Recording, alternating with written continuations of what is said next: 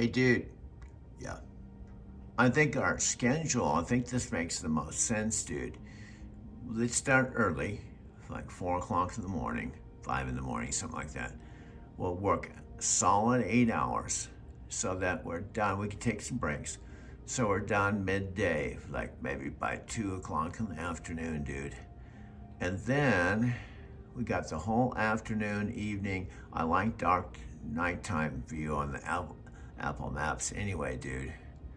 And then we just will have a solid $200 every day. We'll take Sundays off or optional 1 day a week, dude. Just like the trucking days, we'll take 1 day off, 4 days a month, just like we did when we were out on the road, dude. We got 1 day off for every week we're out. So we got 4 days off. We'll just, in fact, we'll be working less hours, dude, because out in the trucking days, dude, we were working 60, 70 hours a week, driving like 11 hours a day, working 12 to 14 hours every day, dude. So I think that's the best schedule, dude. I think that sounds pretty good, dude. So let's do that. Then we can actually make our videos into chapters, dude. We can have like a chapter title, man, and we'll have a theme. We'll make a video. What we're gonna call this one today, dude? Well, we can call this Driving to Brazil, man, because that's how everything started, was driving to Brazil. When we met Sylvia Chen Santos, we were driving a taxi in Denver, Colorado, at on Dexter Street, dude. And then it evolved. We went to Sylvia Chen Santos when we flew from Denver to Florida, Miami, and then we flew to Rio de Janeiro, dude. And then we went to Sao Paulo, and then we met at the airport, dude. So it started out as Driving to Brazil. Then 18 years later, dude, we went from flying from Denver to Miami to Sao Paulo, not once, but twice, man. We went December 1998, was there for a whole month, dude. And we drove for a few months, dude. Then we went back April of 1999. And then we came back to Denver, Colorado, dude. And then it took 18 years. We went from flying from Denver to Sao Paulo, the largest city in the Southern Hemisphere, dude, in South America, to flying to Tokyo. I know, it's kind of a trip when you think about it, dude. We flew down to Rio, then Sao Paulo, and Sao Paulo was the largest city in the Southern Hemisphere, dude. And then 18 years went by, and then we flew from Los Angeles to Tokyo, dude. I know, it's kind of a trip. 18 years went by, we went from going to Brazil to Asia, dude. I know. And then we flew the second, third, fourth, and fifth time to San Diego on Japan Air to Tokyo, man. I know, that's what we did. And before that, dude, when we were 24 years old, man, when Carol Schott killed herself and she bled to death on December 30th, 1977. What was it, 1976, dude? Yeah, it was 1976. Our first international trip wasn't to Brazil. It was to Brazil. It was to Europe, dude. I know, we went to Europe, then we went to Brazil, and then we went to Asia. I know that we had 20 years almost in between each of the international trips, dude. We had 20 years. I remember that first time, man. We took a bus across the United States. We flew to London, and we ended up being in Europe 6 weeks, dude. I know, that was when we were 24. I know, that was a European tour. So we did the European tour, South American tour, and then the Asian tour, dude. I know, that's what we did, dude. So let's flash back, dude. So we went to London. We arrived actually in New York on New Year's Eve, dude. Then we jumped on a plane, we flew to London, dude. And then we washed cars in Amsterdam, man.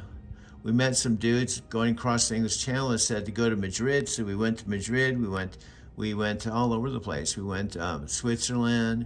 We went to Nice, France. We went to Italy, Swiss Alps. We even went to the capital Age of Enlightenment to see the Maharishi Mahesh Yogi, dude. because we were doing TM.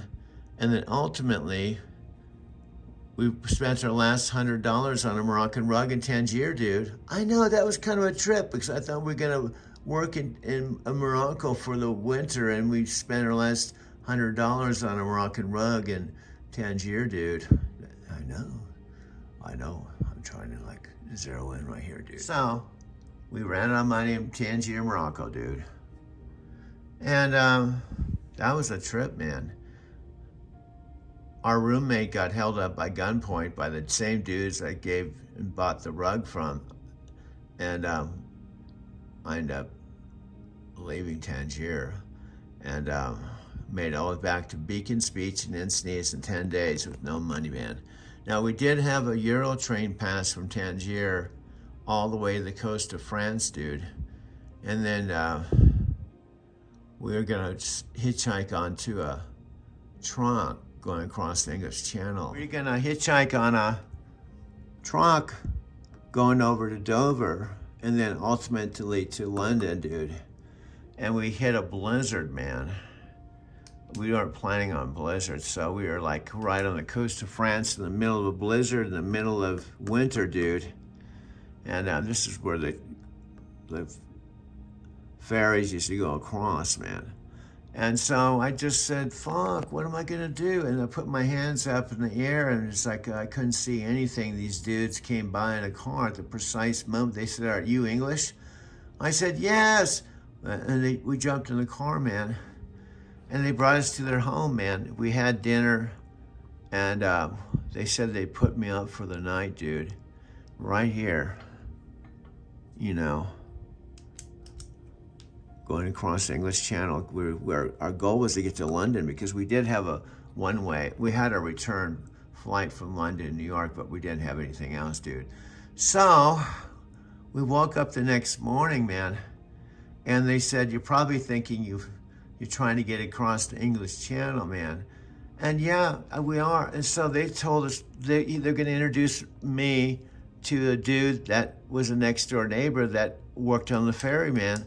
And they introduced me to him, and then I walked to the ferry with him, and he was working with the captain who was in charge of the whole ship, dude. I know, that was kind of a trippy thing.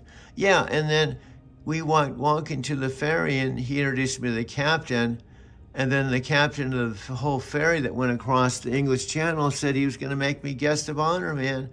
And I got to steer the ferry, the boat, whatever you want to call it, dude. I know that we had dinner. He made us the captain made me the guest of honor instead of sleeping on a truck and hitchhiking on a truck, man. I went across the ferry. The ship, and with the captain and the next in command, and we got to Dover, dude. And they said, well, you're probably thinking, how are you going to get across? You're probably wondering how you're going to get to London. They bought me a ticket to London, man.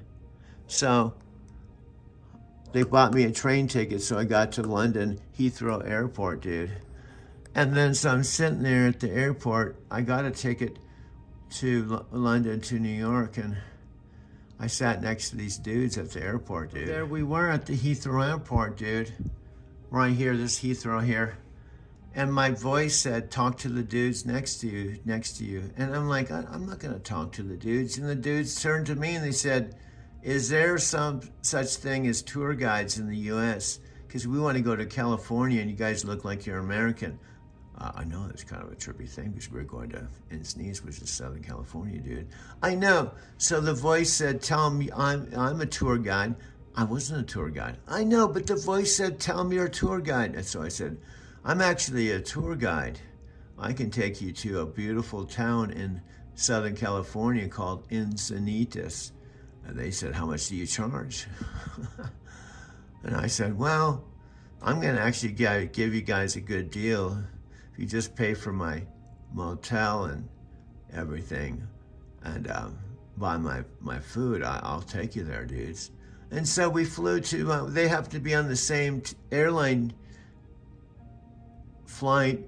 So we were sitting right next to him. So we flew into New York, and we had a 5.5 hour flight to figure out what the fuck we're gonna do, because they thought we were tour guides. Well, I know it's kind of a trip the way that worked out, dude. So we landed JFK, man, and the voice told me to go to this phone booth. So I went to the phone booth. I opened up the Yellow Pages, and there was an auto drive-away ad. I said the voice said to call it, so I called it. And these guys answered the phone in New York. They said, "Thank God you called, man. We've been trying to find someone to drive a brand new Ford LTD to Los Angeles, and we're right down to the deadline. If you guys can get here in 30 minutes, you guys can have the car, man." I was like tripped out. So I hung up the phone. I told the guys that we got a brand new LTD Ford. They thought I really had my shit together, although I didn't have my shit together. So we went over there, picked up the Ford LTD, signed the paper. It was a deal. We just had to drive it from New York on the East Coast all the way to Los Angeles. And we just had to pay for the gas, man. We didn't have to rent the car. I know that was kind of a trip, dude. So we basically drove all the way from New York, all the way across the whole country. And we drove right to Beacons Beach in Encinitas, and I told them this is as far as I want to go. And it was just a couple hours south of Los Angeles, so I let them drive the rest of the way. But they dropped me off at Beacons Beach, just north of Stone Steps in Encinitas. So that's how I made it to California with 10 days from Tangier, Morocco, with no money, dude.